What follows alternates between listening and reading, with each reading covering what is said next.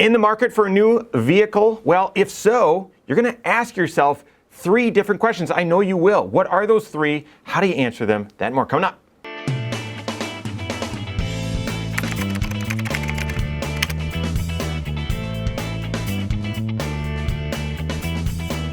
My name's Mike Bernard. I'm the host of the Wise Money Show. I'm also one of the certified financial planners right here at Korhorn Financial Group. Make sure you hit that subscribe button, turn on notifications, and smash that thumbs up button. Not sure why, but just all around me, it seems like I know a lot of people right now that are in the market for a new vehicle, getting a new vehicle. And so that may be kind of circumstantial, or it might just be a new trend where people are saying, I've held off long enough. These vehicle prices are so high. They've come down a little bit. I've got to pull the trigger. But I mean, my mother-in-law, I've had friends where, either because of kids or they've just been driving an outdated vehicle, again, like just been waiting. Will prices come down? They're finally reaching this point where I just need to buy a vehicle. And inevitably, if this comes up and they bring it up, it's always followed by 3 questions. It just inevitably is, without fail. So what are those 3 questions that if you're in the market for a vehicle now or in the future, you can have these questions on your radar and be able to anticipate,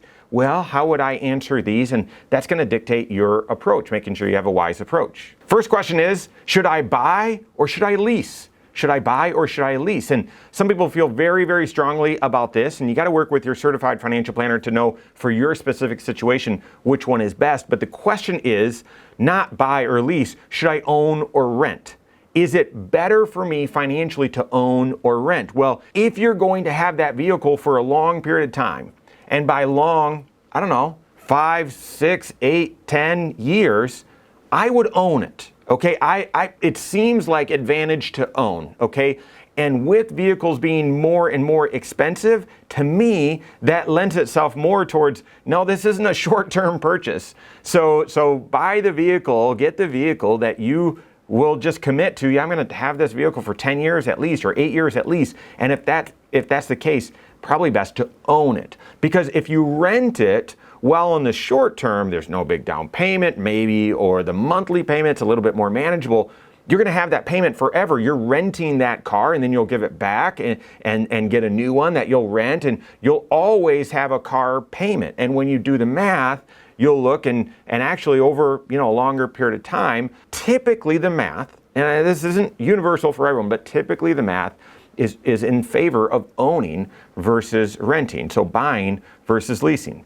The time periods where leasing makes more sense, and it's more narrow, but that is my situation, whether my job or what have you, is that I need a new vehicle every so often. I know some folks that are in sales positions where one of the requirements is they have to take customers out or meet customers at their businesses or meet them at restaurants, and perception and kind of that for professionalism, it's important. So part of their contract employment agreement is your vehicle is always 3 years, with either new or at maximum 3 years old. Well, if that's the case, it doesn't make sense to buy every 3 years. You're going to be likely out. It's not going to be financially worth it. Therefore, leasing might make more sense. Other, professions like being a realtor or whatever else, maybe, again, you're going to want to have a newer vehicle, and doing so, like renting that is maybe more feasible. So you've got to figure that out for yourself. For most people, buying the vehicle, it's going to make more financial sense than leasing or renting. Work with your certified financial planner on that. Second question you're going to ask if you're in the market for a vehicle, and this is if you're buying, should I buy new or buy used? Buy new or buy used? And of course, Dave Ramsey comes to mind. He's had a very strong opinion, and obviously the megaphone, so everyone knows, buy used, and he's had some, pretty aggressive comments, mean comments for folks that would buy new. Well, we've gone through a time period where the gap between the cost of a new vehicle and the cost of a used vehicle isn't that great. And yet the bells and whistles, the features, the safety features, technology of a new vehicle are significantly more than a used vehicle. So while I would agree with Dave Ramsey just overall in principle that, listen, buying used is likely going to be financially more economical. When you buy new, as soon as you drive it off the lot, the value, it depreciates significantly. And because vehicles do depreciate, especially at the most accelerated rate early on, buying new can financially be a detriment. You've got to look for your area, for your price point, for your vehicle, the difference between buying used versus buying new. And because we used to see a gap like this, and then I would say it makes a lot more sense if you can find a reliable vehicle that you like, that fits your needs, used. But when that gap narrowed, you've then it requires a little bit more work for you to take a look for the vehicle that you're looking for, the size and safety features and all that. Okay, what would a used one cost and what would a new one cost? And if that gap is narrow, it may make sense due to some warranties and other things to go new. But you've got to do that math. There's no longer a rule of thumb that you can just follow. I am seeing that gap widening again. So just had one of the individuals that said they bought a new car. They bought a 2020 vehicle, and it actually saved them, a considerable amount below what a new one would have cost. And so those gaps appear to be widening, but for your vehicle, your price point and all of that, take a look at what that gap is and make that decision whether it's best to buy used or actually buy new. And then finally, again, if you're buying, you're going to ask, how much should I put down in cash, or should I pay cash, or should I get a loan? One of the individuals that I serve near retirement has been very conservative with cash and has built up an emergency fund, but then a cash reserve well above what's needed for an emergency fund. Part of knowing, hey, I've got a 12-year-old vehicle here that I'm going to need to replace. And she asked this question. She said, okay, picked out the vehicle. By the way, it's the exact same vehicle that she's currently buying, that she currently has, just a different color. Love reliable vehicles.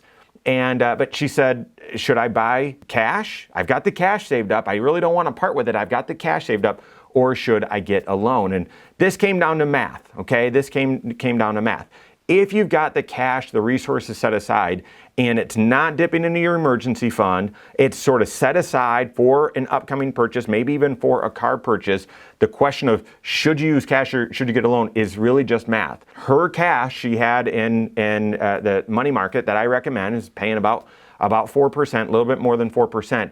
And the car loan, even for buying new, was going to be a little over 5%. Now that was after a deal, because I think car loans right now are a little bit more. You've got to check your credit union or check your dealership, but then it's just a math decision. She didn't want to part with the cash, but it was set aside for a vehicle or for a large expense.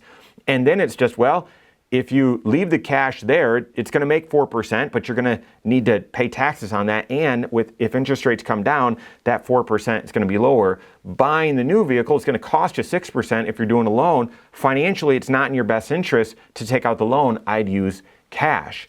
Now, not everyone has a big pile of cash lying around. So making the decision of how much would you do in down payment, how much would you finance, and what the interest rates are, that's going to be circumstantial. But if you have cash set aside and could use that or a loan, then you've got to look at the math and say, does it make sense? There might be, as we see interest rates coming back down, there might be dealerships or others that start promoting vehicle financing at more competitive rates, 2.99, 3.99, something like that. And that's when that math might be a little bit closer and you need to make some determinations. But work with your certified financial planner on that, whether if you're buying, whether you should use cash or get a loan. One final question that you might be thinking of, it's not one of the most common, but that is, you got to insure it. So how much is it going to cost to insure? What sort of coverage should I get? Which deductible should I get? That's a financial planning decision as well. And because of how difficult the insurance market is currently, working proactively with your CFP and your insurance agent to know, yep, we're in the market for a vehicle, we're looking to buy this, and have them give you some coaching on both best way to obtain coverage, the right liability coverage and protection to have, and the right deductible. The earlier you can be on that, the better. So work with your certified financial planner on all of that, all of those answers that depend on your unique financial situation. Your CFP that's doing comprehensive financial planning can help. If you don't have a CFP on your team, you can contact one on my team. Find us online, Korhorn.com. That's Korhorn with K, wisemoneyshow.com. You can find us there as well, or send us an email, info@Korhorn.com. All right, there you have it. Go on and take your next wise step in your financial life.